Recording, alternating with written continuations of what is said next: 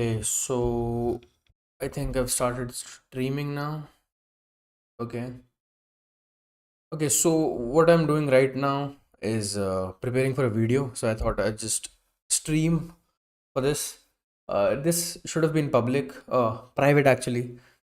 But then I thought, the fuck, I can just, it'll help me to focus more if I do kind of a public stream.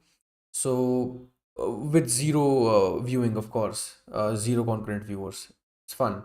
It's fun, speaking into the void. There is nothing more fun than just speaking when you know nobody's listening. It's kind of like recording videos.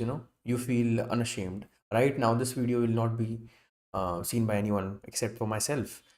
Most probably, I'm gonna delete this stream by the time I make my channel public. Right now, nobody knows about it. So okay, what I'm doing today is I'm going through the source code. Source code of what? Source code of client Go in Kubernetes. So Kubernetes is a huge project, and so basically I'm trying to prepare for a video that I'm gonna make, which will be RTFS, read the fucking source code. And the idea is simple, that you go through repositories and then you read their source code, right? You go through repositories, you read source code to understand the project. So I'm reading client Go. This client Go has all the tools that are required. So usually when you want to talk to a Kubernetes, let me just lower it on the mic. Yeah. Usually when you want to talk to Kubernetes API server, you use something like controllers. You create your own controller, right?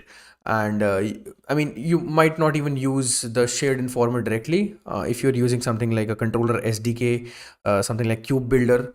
Kube Builder is also a project under Kubernetes. So first of all, there are layers of abstractions over here, and I'm trying to put this thing together into kind of a series. So again, Cube Builder also uses, so if I go in, one of the ways I do things is I open a project and just directly go into the Go mod to understand what are the underlying things that the project uses. So Cube Builder is just a tool that is created to create a scaffolding, a basic scaffolding for a generic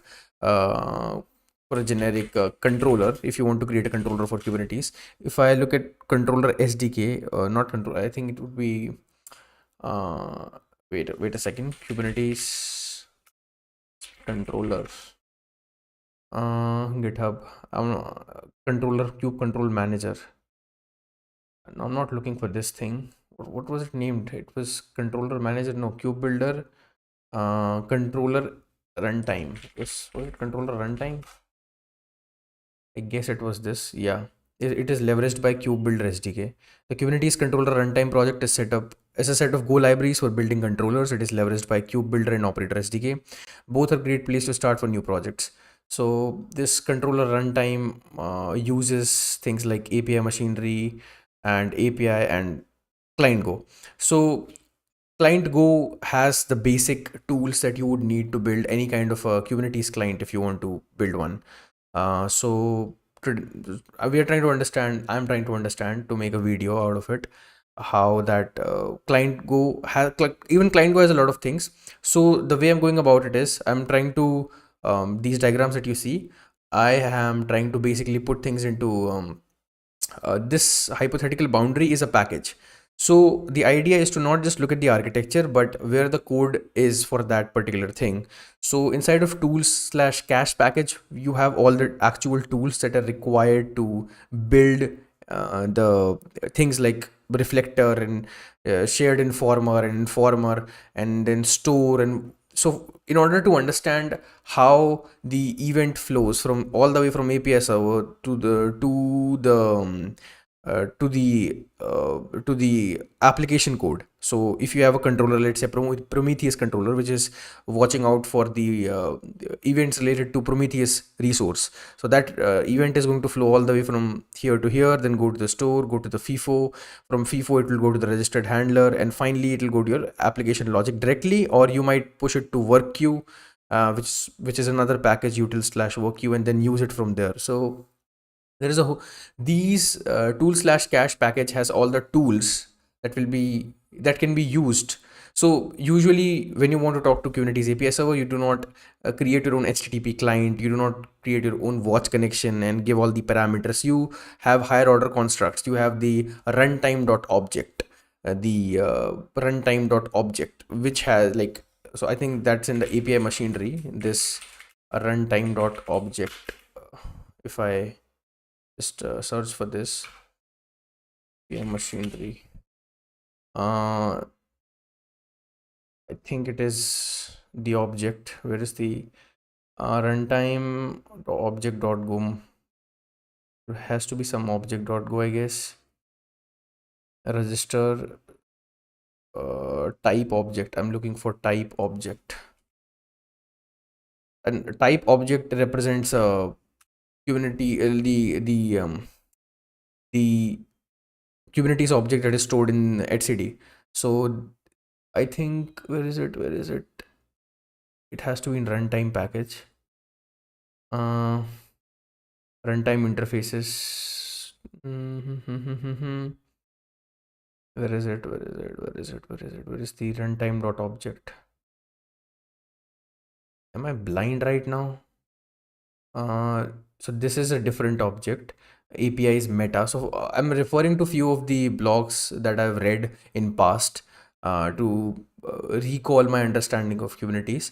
So this is one of those blogs. Ximius writes some extraordinary blogs when it comes to cloud native stuff. So check him out. And I got a hold of this particular blog, which specifically goes through the tool slash cache package. So I thought instead of going like I'm going basically jumping from reading the source code, because the source code is heavily documented. If you go in, so this is a tool slash cache. So inside of this is tools. I think it is big enough. I'll zoom it even further. So this is the tools. Inside of tools you have the cache package. Inside of cache you have controller.go has the controller. Basically anything that is described in this particular diagram is inside of this package. And if I go, let's say for lister, or let me go to some other reflector, right? Reflector. So here we have defined the reflector, and they have given excellent documentation. If you don't even need to go through any blog or anything, you just read the documentation. So most of the time while I'm going through trying to understand how the code is structured, I'm just going through the documentation and nothing more. Like a few of the places, so for example shared informer, if I go to shared informer, you want to understand shared informer, instead of reading any article or anything, just if you read from here to here, they very formally describe what and how a shared informer works. It's like, to be formally complete, we say that the absent state meets any restriction by a label selector or field select. So they are very formally complete in their definition of what a shared informer is. So if you want to understand these constructs, the first place to go is the document, the source code. That's why I want to start the series, read the fucking source code. The thing is that if you don't have a prior context, jumping directly will not make a lot of sense. So for example, shared informer provides eventually consistent linkage of its clients. So for example, what is a client of a shared informer? So in my diagram that I've made, again this diagram is being continuously updated based upon my current understanding. So in this case, when we talk about shared, so for example, client word would be used when we would be talking inside of the controller package as well. So if I go back to, let's say FIFO, I guess it is in FIFO, or wait a second, I guess in reflector, the basic, I don't remember where exactly, but when we in this case, the FIFO is the client for the controller, right?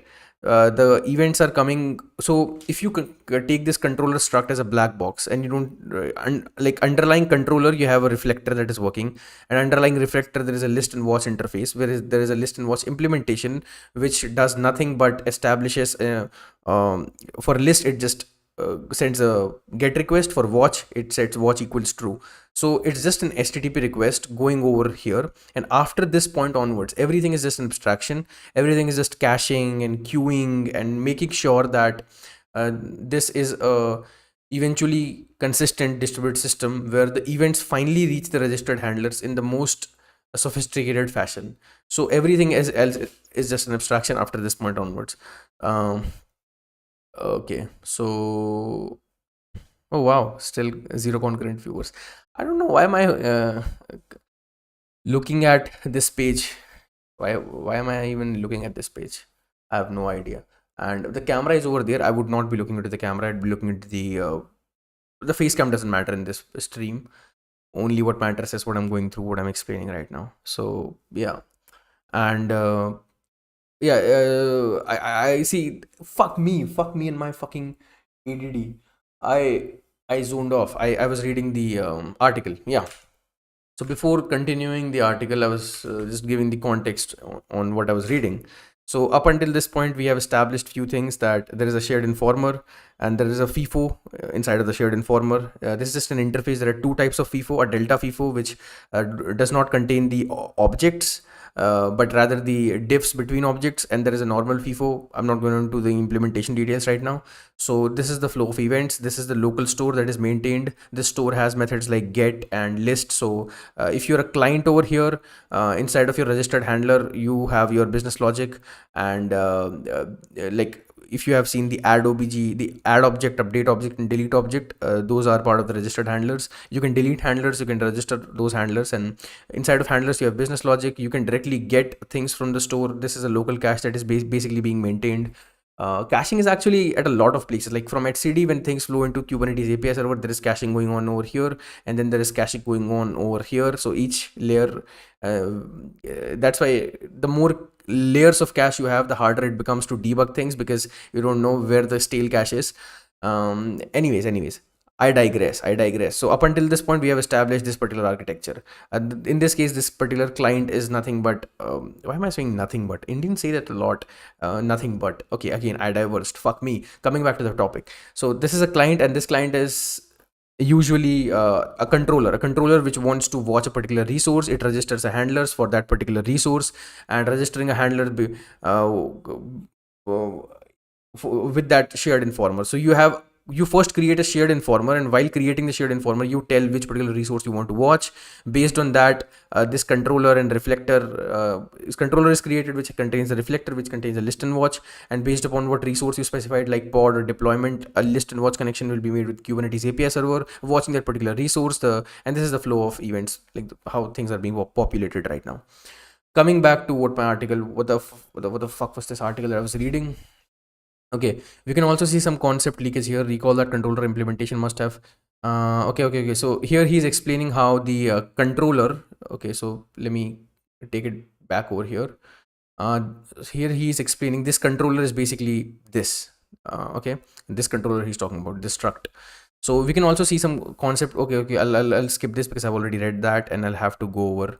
So this particular reflector does all the heavy lifting in the sense that reflector basically means that it reflects the state of it reflects the state from Kubernetes API server to the local cache. That's what its job is, and each abstractions add some value. So here you can see list and watch has an abstraction reflector, and reflector talks to the underlying store and does everything. I think I should extend this to reflector. Yeah, like this, it populates the store and everything. So what is controller doing here? So what controller does is that it does a bunch of things. So first of all, this connection to FIFO is via controller. Controller contains the configuration which specifies where the FIFO is, in which the data is to be pushed.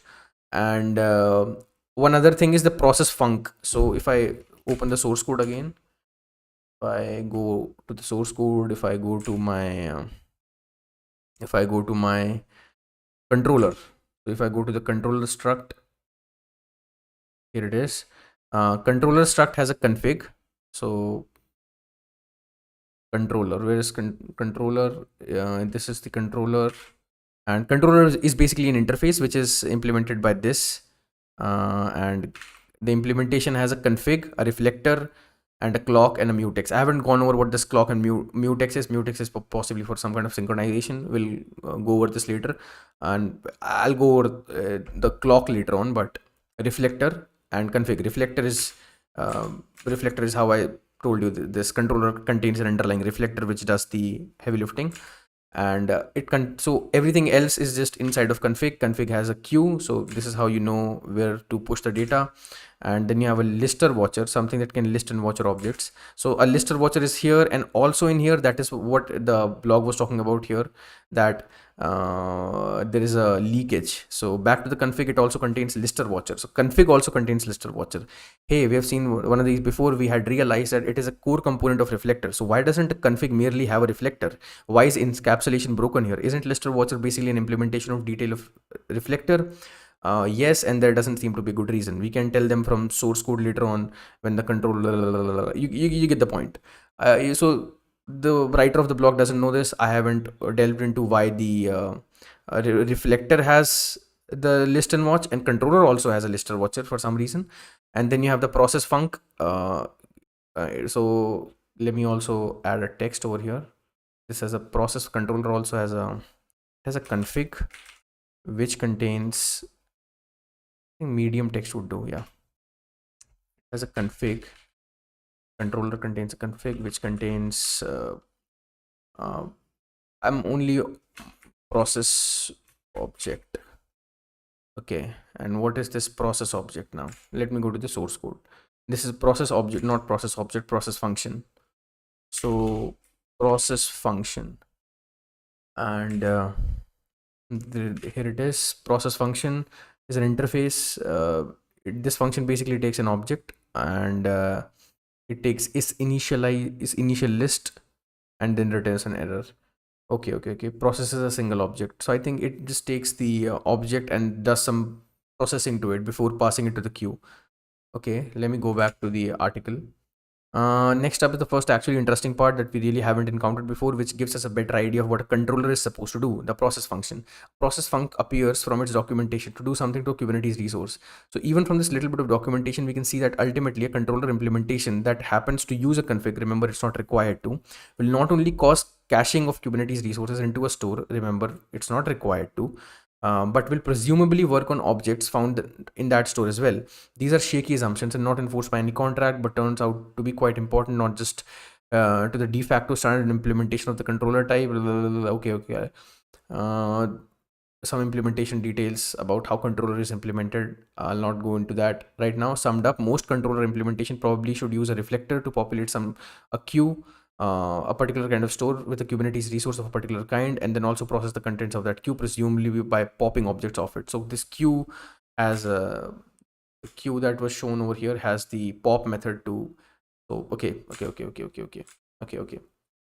We might visually, okay, so this is here, a controller uses a reflector to populate a queue. So basically this is how I think we can define it. A controller uses a reflector to populate a queue, and this queue in this case is a store. So basically this controller uses the reflector to populate the queue. In this case, the queue they're talking about is the store, I guess. And reflector, we might visually model like this. Here, controller uses reflector to populate a queue as synced in pop, and has a protected process method that knows. Okay, they are basically trying to, actually you see these Java kind of uh, these what do you call them, the object diagrams. They are called something, right? It's an object diagram or something like that. So because this guy was trying to implement the client Go in Java, so that's why they're, I forgot what the name was. I've drawn these things in my college, but I cannot remember what the name of this thing is. And here a controller uses reflector to populate a queue and has protected process method that knows how to do something with a given object. It also has protected should resync method, a public hash sync. Okay. I want to read Java. I don't want to read Java right now. Okay. These are the times when I go back to the source code rather than continuing the article. In part 2, we encountered the controller concept and explored how its lenient contract nevertheless expects that processing abilities added to the capabilities offered by its associated reflector.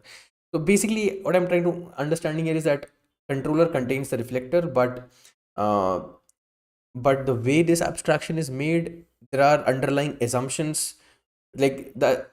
Although this controller can have any reflector and populate any store, there are some kind of assumptions going on. Okay, I will not get lost in the abstraction right now. Coming back to the to stay on topic, let me put these things in the yep. So this is the, I have grouped the tabs over here to make sure that I do not sit straight. I have a good chair. I should sit straight and not sit like this. Okay. I think okay. I'm good. Good. I'm good. I'm good. I'm good. I'm good. So yeah, where was I? Where was I? Where was I? Yeah.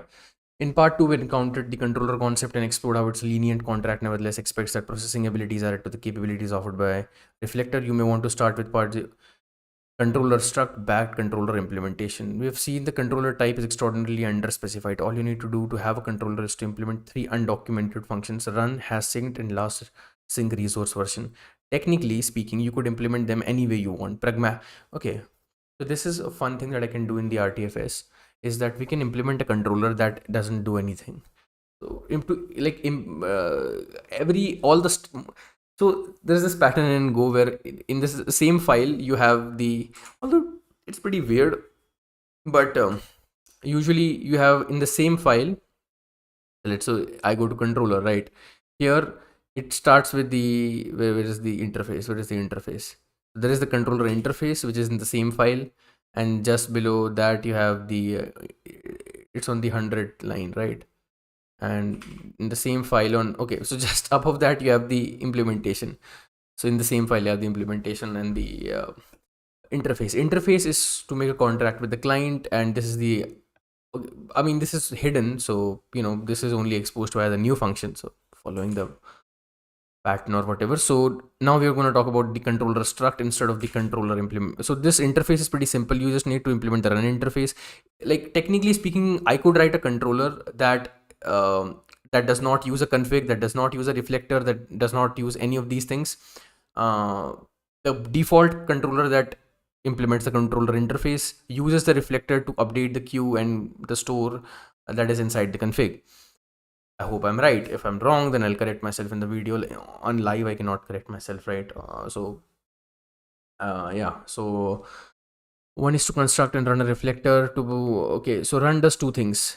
One is to construct construct and run a reflector to pump objects. So here you can see that they have defined an interface, and there is an assumption that you need to construct a reflector. So the reflector as a concept is only here inside the struct. Inside the interface it is, but again, it's just to, it's classic case of where the decoupling is there, but the decoupling is not for the sake of the fact that you would be implementing a controller without having a reflector. So basically you will implement a controller with a reflector in most cases, even though that's not part of the interface. Unspoken rules, I guess that is what the article was talking about previously. One is to construct and run a reflector, and I think the reason that article went in deep in what is part of what and whether the struct contains this and which is implementing which is, because again he needs to implement the or she or they, I don't know, I think it's a guy, but I don't know, I don't know the pronouns, so I'll just use they for as a blanket term.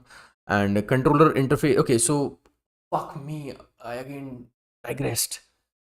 One is to construct and run a reflector and to pump objects notifications from the configs lister watcher. So again, all kinds of assumptions going on over here, to the configs queues and possibly invoke the occasional resync on that queue. The other is to repeatedly pop from the queue and process with the configs process function. So this controller implementation contains the runtime logic that kind of ties together everything that we have made in this particular diagram. So we have the store, and we have things going on from here, and then the process function, and after the processing, things going into the FIFO. All of this logic that connects these components is inside of the controller implementation, that is inside run. The other is to repeatedly pop from the queue and process with the configs process. Both of these continue until the stop channel is closed. So we pass a stop channel where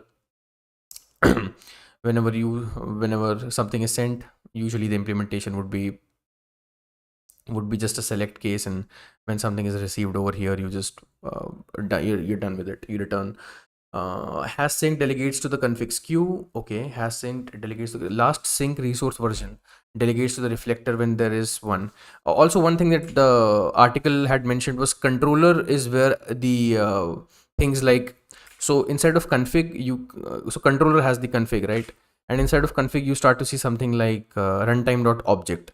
Object type is an example object of the type this controller is expected to handle. So this runtime.object means a Kubernetes object, because if I go inside of this, currently I'm in the file currently I'm in API machinery package runtime interfaces.go. Okay, this is what I was looking for previously. I didn't find it. It's in API machinery, and what's the package runtime interfaces.go. Okay, so object has the get object kind. So in Kubernetes object is something that has basically uh, a kind and a resource, like a kind. Basically, if you have a kind, you have a schema, and then you are a runtime.object. If I didn't, wait a second. So deep copy object helps you to deep copy object. Object, okay, object interface must be supported by all API types registered with the scheme. Scheme is basically the registry that is inside of Kubernetes. I'll go over scheme, what is scheme, later on. Actually, in the RTFS, in the read the fucking source code, I'll go over what the scheme is before anything, before talking about anything. Here, they have actually mentioned what the scheme is. Where is it? This is a blog. This is a really, really good blog, actually. And if I try to go over where the scheme is, okay, here is the interface that I was just looking at in the source code. And where is it? Scheme, runtime.scheme. Runtime.scheme struct is actually very powerful. It has a whole bunch of methods and implements some foundational interfaces like object typer. However, the runtime.scheme is not almighty. It has mappings from kind. Okay, yeah, it has mappings from kinds to type. So kind is basically your kind pod is like, kind is basically what you specify in your YAML, right? And the type is the actual type. So schema not object kind.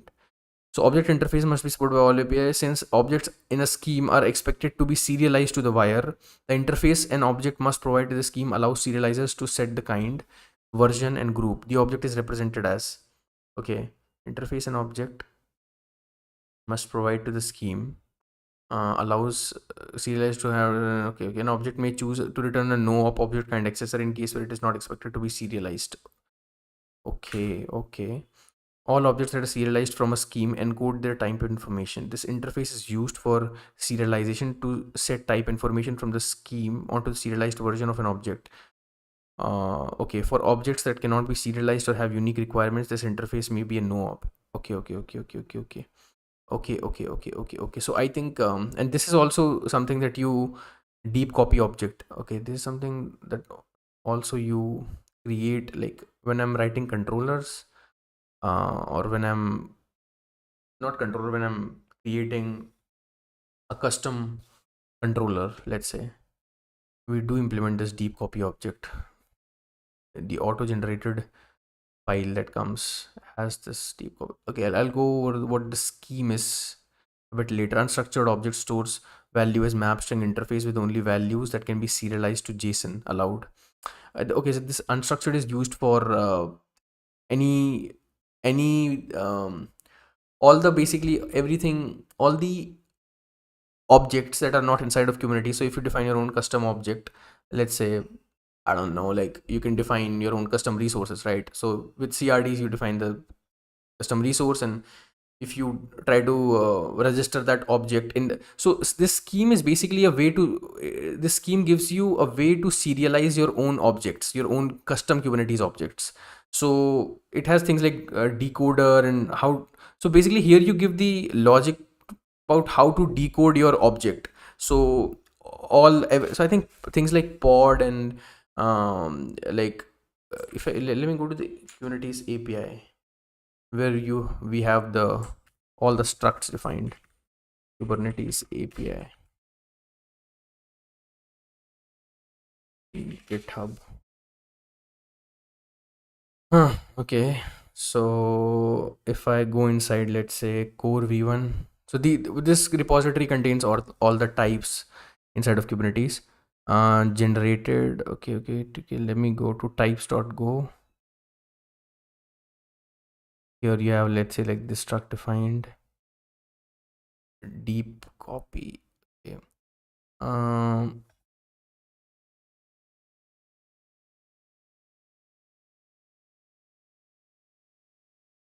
Deep copy object. About deep copy video. Okay. Doc.go scheme builder register.go storage v1 alpha 1. Okay, if I, let's say, go to this particular deep copy equals this generated pb.go. Okay.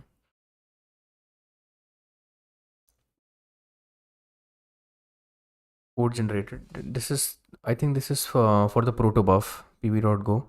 So this is if you have like a, I don't know, like maybe a grpc server where you protobuf as your underlying serialization format, but this is not what I was looking for. I'm looking for, I guess this is what I'm looking for, schema group version runtime.schema resource. Yeah, this is what I was looking for. Add to scheme, add known types. I mean, every controller that you like here, you have your standard types and they add this to scheme. There is scheme group version is the group version used to register those objects. Group name is the group name used in this object. This scheme basically gives you a way to convert your GVR.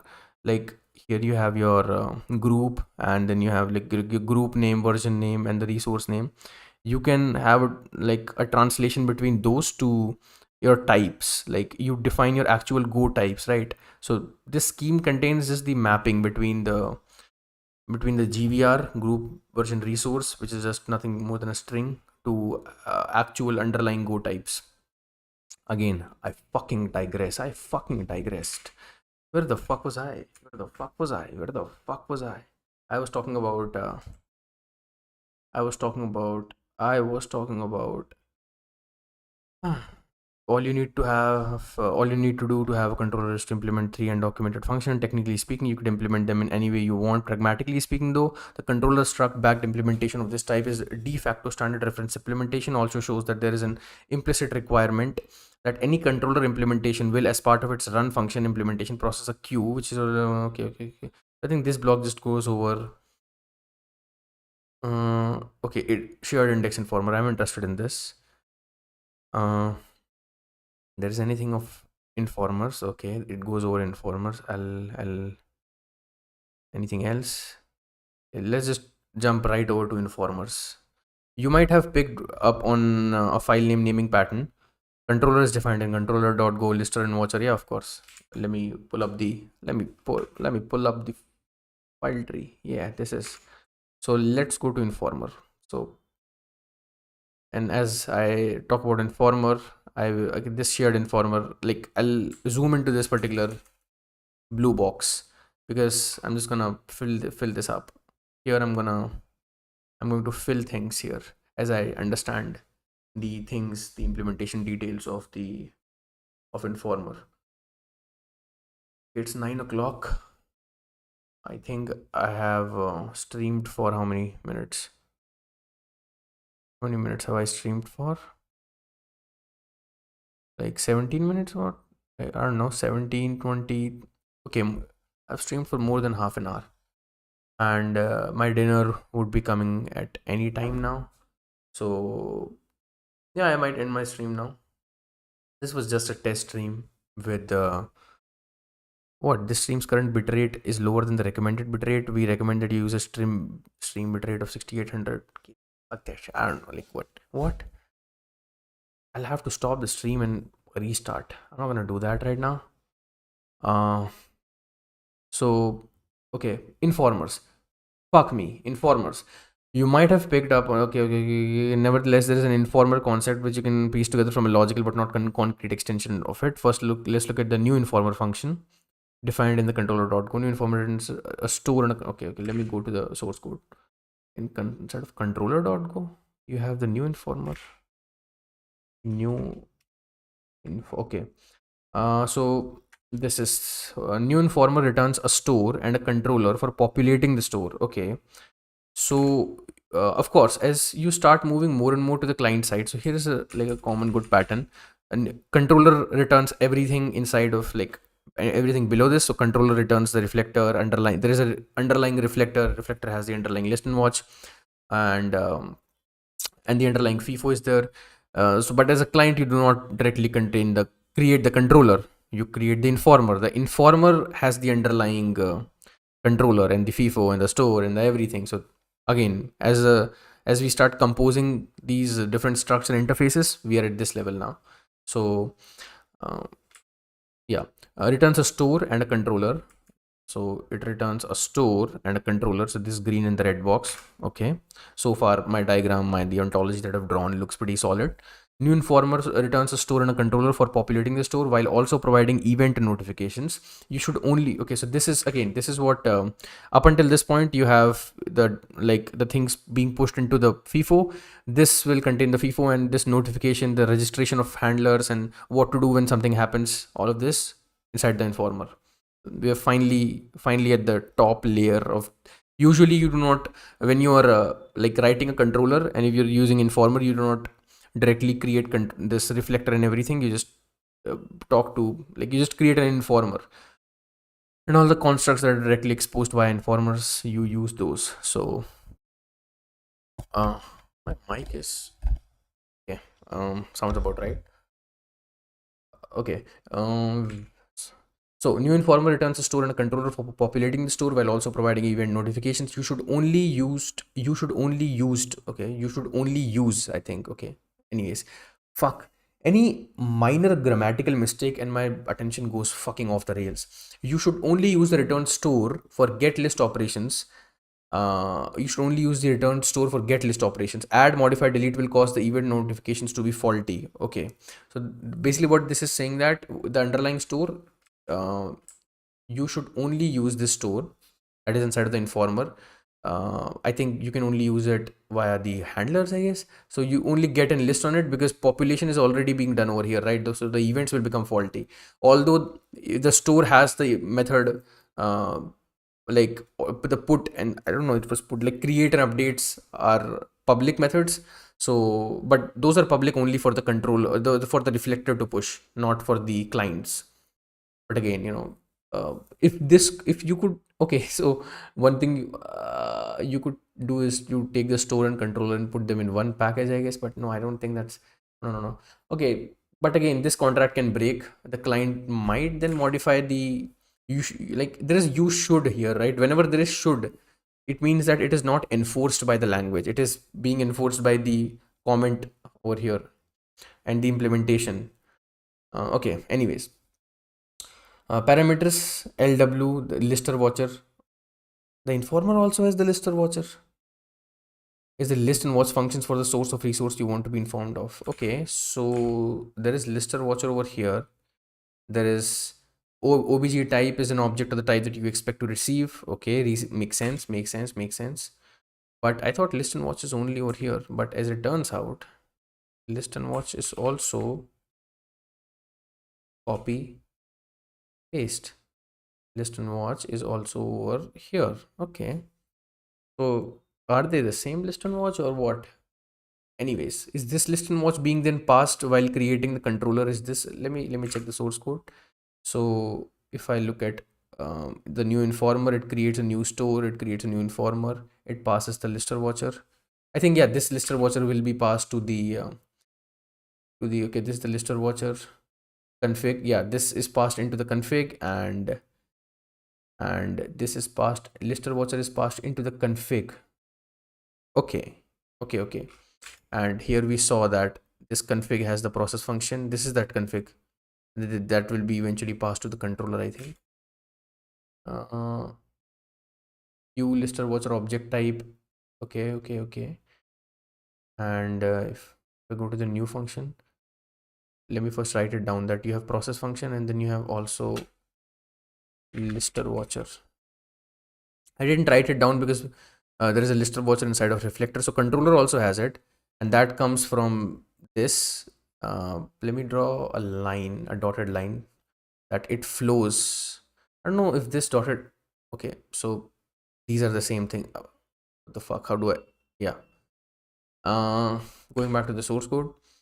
Uh, so here it creates the controller, passes the config, and the controller has a run function. And when that run is run, it creates a new reflector and it passes the lister watcher inside. Okay, so that is why, I mean, the blog said why there is a lister watcher inside of controller. I think that is what the blog was saying. Why is there a lister watcher in the controller? But again, this is the same lister watcher. I mean, this is passed from here to here and from controller inside, then inside of here. This is like, this is the flow. What do you call it? The the the the child flow. Like, what was the term I had? The what do you in JavaScript? I had in component, like in components, when you flow the data from parent component to child component, what do you call passing data via arguments from parent to child to child function?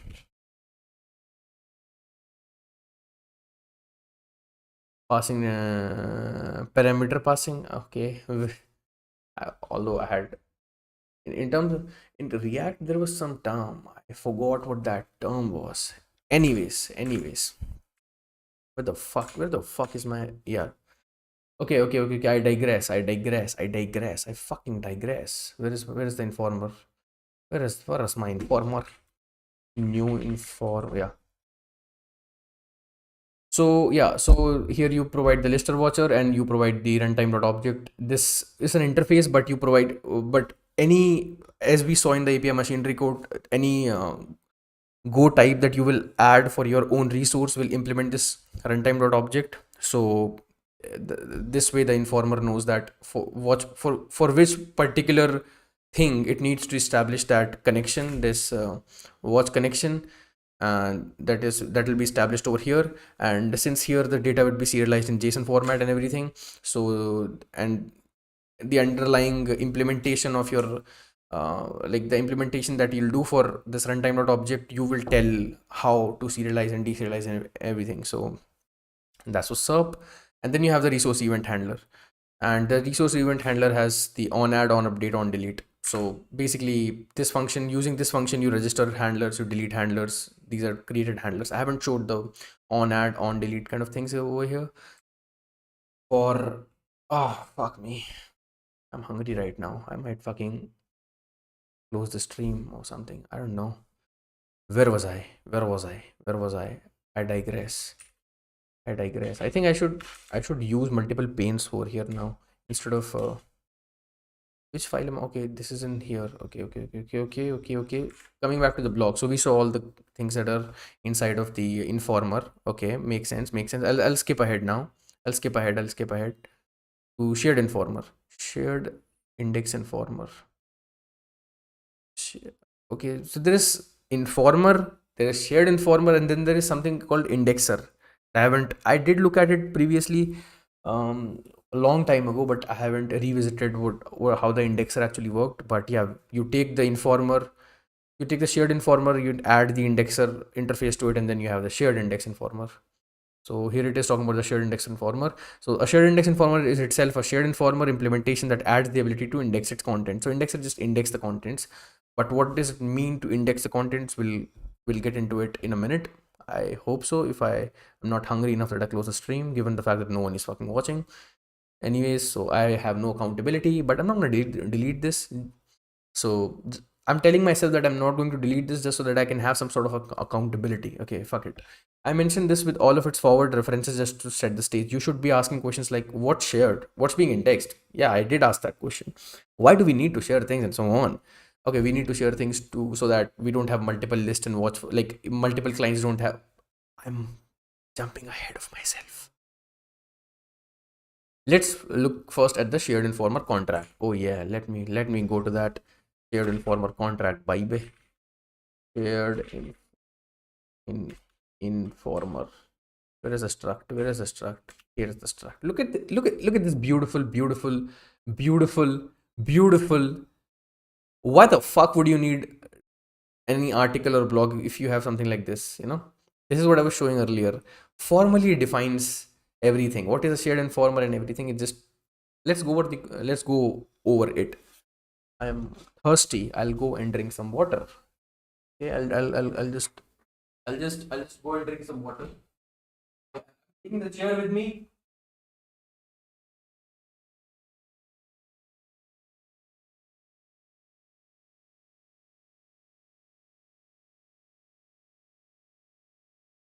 So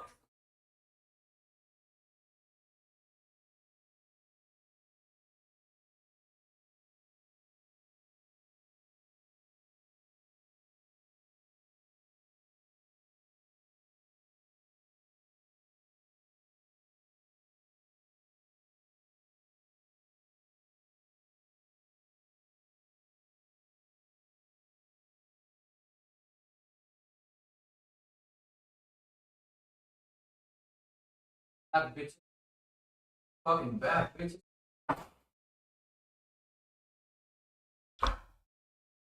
Hmm. Hmm. Hmm. Shared informer. So shared informer provides eventually consistent linkage of its clients. So in this case, the client is basically the this is what the client is. The client is the thing that registers the handlers. Okay. So it provides an eventually consistent linkage of its clients to, so this FIFO that it has, the shared informer will use, I think this is an implementation detail that is not exposed. So internally it uses FIFO, but for all practical purposes the handlers just subscribe, like they have just the on update and on add functions. They just receive the objects that are updated in order. Okay, they will be in order. Now that order is maintained using this FIFO and everything, but that is the hidden detail. Okay, so an object is identified by its API group, kind, resource, namespace, if any. An object is identified. Okay, my ADD is kicking in. Yeah, focus. To the authoritative state of a given collection of objects. A shared informer provides eventually consistent linkage of its clients, which is the no, not the fucking what was that? The client that I showed what the client is, to the authoritative state of a given collection of objects. The authoritative state is supplied by the API server. So an object is identified by its API group. Makes sense. Kind and resource, the GVR, right? Namespace, if any, and name. The object meta.uid is not part of object's ID as far as the contract is concerned. Okay. One shared informer provides linkage to objects of a particular API group and kind resource. Okay. Okay, the linked object collection of a shared informer may be further restricted to one namespace. If we are watching resources, we can of a particular type, we can restrict them to one namespace, and or by label selector, field selector, we can pass when we create the shared informer, we can pass the label selector that if that object that is created in Kubernetes API. So basically, the list and watch function that you have, there basically when you'll say that I don't want anything or I want anything which has this particular label, that would be translated to a like a query parameter in the get call or the watch call that would be made in the list and watch over here. Okay, so the authoritative state of an object is what API servers provide access to, and an object goes through a strict sequence of states. An object state is either present with the resource version, okay, and other appropriate content, or is absent. Makes sense. A shared informer maintains a local cache exposed by get store or by get indexer. I think, yeah, this is that local cache for that shared informer. In the case of an index informer, okay, and we'll get into what the indexer is doing, and possibly by machinery involved in creating or accessing the informer of the state of each relevant object. This cache is eventually consistent with the authoritative state. This means that unless prevented by persistent communication problems, if ever a particular object ID X is authoritatively associated with a state S. So if there is a particular object with ID X that has the state S, Then for every shared informer I, so you can have a whole bunch of shared informers. I think the whole idea of shared informer is that this store can have like a n to one relationship between, so multiple shared informers can have the same store, right? So you can have another shared informer, and then another, like you have 10 shared informers, all of them have the same underlying store. Okay, makes sense, makes sense, makes sense. And there might be few things wrong in this diagram. This is the director's cut. This is the whole uncut version of the RTFS in the making. The final video that I'll create on this, where I'll actually explain things, will have the corrected diagram. So this is like okay, I think this is a good point where, because I'm feeling a little tired now, I've been sitting for a while. This is a good I think I'll just complete what the shared informer is, the whole comment over here, and then I'll just end the stream, because I'm kind of tired and nobody's watching. I'm not fucking accountable to anyone, right? I can get naked on the stream right now. I can get naked on the stream right now. I'll delete that later. But let's not do that, right? Let's not do that. What if YouTube bans me? What if YouTube bans me? Right? Oh my fucking oh fuck. Okay, okay, okay. I'll just read the whole thing. I'll not continue the article. See, this is how I usually go through a project. If I'm trying to understand a project, I open the source code, I open a bunch of articles, because if you find with enough focus, you will even, you don't even have to find with enough focus. You like, there are fuck ton of articles, there are fuck ton of blogs written on Kubernetes, and they just regurgitate the same old bull crap that you'll fucking find everywhere else. So, and they still keep coming. There are new blogs every day. But if you dig hard enough, you will find some blogs like these which go into the source code, or something like Eximius. There is another by Bitnami, by VMware, where a deep dive into Kubernetes controllers. They also go inside the nitty gritty of the things. Like they go inside the work queue that I have not covered up until now.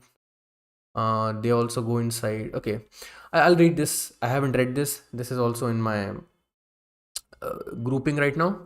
The point is that that I'm making is, this is how this usual flow looks like. Open up Exalidraw to, actually I don't open up Exalidraw. There is a notebook. I use a pen and a notebook. This works for me more than this works more. This works better than Exalidraw, because right now I'm using Exalidraw because I'm doing a stream. I cannot be like, okay guys, so can you look at this? Can you understand what is written over here? So yeah, so that's why I'm doing it on Exalidraw. So I just, because once I have this nested higher level ontology of the how the code is structured, it becomes really easy to go in the tree sitter and just jump between files and packages and to understand things. Otherwise, a big code base is really overwhelming. You have to go one package at a time and then kind of do DFS into the whole thing. Okay, so shared informer contains this, and then I went into this. Okay, so what does this contain? And basically to understand how things are connected and how what does what. Exact implementation of how is comes later. So it goes like what. So first establish what things are there and what are the connections between them. How. So then how is an implementation detail. So how does this list and watch work? Okay, so it sends a HTTP request or what. That's a how. So how comes later. In this case, I know the how. A lot of hows here are still unknown. So how does the FIFO internally, how is the delta FIFO or the FIFO internally is working? So how is the implementation working? What is the algorithm? This data structure and algorithm the FIFO is using. Those are the hows. I will go into the hows later on. First, I have to establish a what, because that gives me enough motivation to actually go into the how. Because if I do not understand the broader context of the what's, I don't want to fucking go into the hows. There's some hoes in the house. There's some hoes. And okay, come back. I digressed again. So I will just read this description of shared informer and then I will quit the stream. Okay. The authoritative state of an object is what API server provides access to, and an object goes through a strict sequence of states. An object is okay. We learned about local cache. This means that unless prevented by a persistent communication problem, if ever a particular object ID X is authoritatively associated with the state, to be formally complete, for a given informer and relevant object ID X. Okay, so you have an informer and I, and then an object ID X. The sequence of states that appear in the informer's cache is a subsequence of the states authoritatively associated with X. So the sequence is maintained basically. The sequence that comes from the API server will be pushed into the cache. That is, some states might never appear in the cache, but ordering among the appearing state is correct. Okay. Note, however, that there is no promise about ordering between states seen for different objects. So here one object means that let's say you create a pod with the name, I create a pod with the name Ashish. Internally that would be that would have an RV, the a resource version, while being stored in the etcd. Here that we are referring to that object. So here object is not, let's say, a pod. An object is a specific pod, right? Ashish pod. So here what it is saying, that if you have Ashish pod and then you updated the Ashish pod from the same Ashish pod you updated from 2 replicas to 3 replicas, that's another resource version of the same object. So those changes, those changes will be registered sequentially over here, but there is no sequence among the different objects. So if I have a different pod named Ashish and I have a different pod name, let's say XYZ, and if you update XYZ and then you update Ashish, or you update Ashish and then you update XYZ, there is no ordering that is guaranteed over there. The local cache starts out empty and gets populated and updated during run. Okay, as a simple example, if a collection of objects is henceforth unchanging, a shared informer is created that links to that collection, and that shared informer is run, then that shared informer's cache eventually holds an exact copy of the collection. And that whole eventually consistent thing is like using this controller and reflector and store, the whole eventual consistency is being guaranteed. So shared informers cache eventually holds an exact copy of that collection unless it is stopped too soon, the authoritative state service ends, or communication problems between two persistently thwart achievement. What is thwart? I have heard this word before, but I do not know the meaning. Prevent or accomplishing something. Okay, thwart. As another simple example, if the local cache ever holds a non-absent state for some object ID, if a local cache ever holds non-absent state for some object ID, why not just say present state, a non-absent state, or maybe like a state which is non-absent. Okay, a non-absent state for some object ID, and the object is eventually removed from the authoritative state, then eventually the object is removed from the local cache. All of this blabber just to say that, yeah, this cache is eventually consistent. The keys in the store are of the form namespace name for namespaced objects and are simply the name of the non-namespaced objects for the non-namespaced objects. So yeah, the keys against, like, okay, makes sense.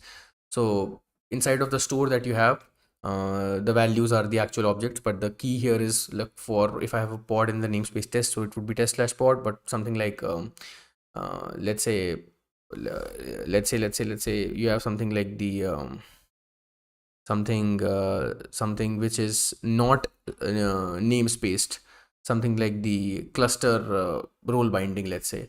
So cluster role binding will have like I create a cluster role binding with the name test, so the key will just be test. And then there are some functions that are provided to split, to take the object and to take the key from the object and then to split it into namespace and name and all that thing. Every query against the local cache is answered entirely from one snapshot of the cache state. Thus, the result of a list call will not contain two entries with the same namespace and name. Okay, okay. So it gives you a snapshot of the store.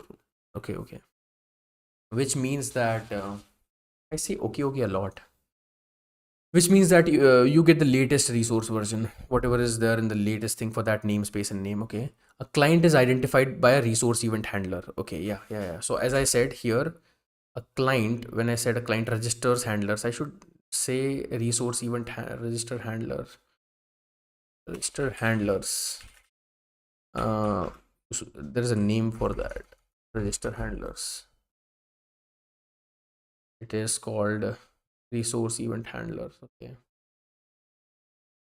resource event handlers. Okay, For every update to shared informer's local cache and for every client added before run, eventually either the shared informer is added. No, no, no.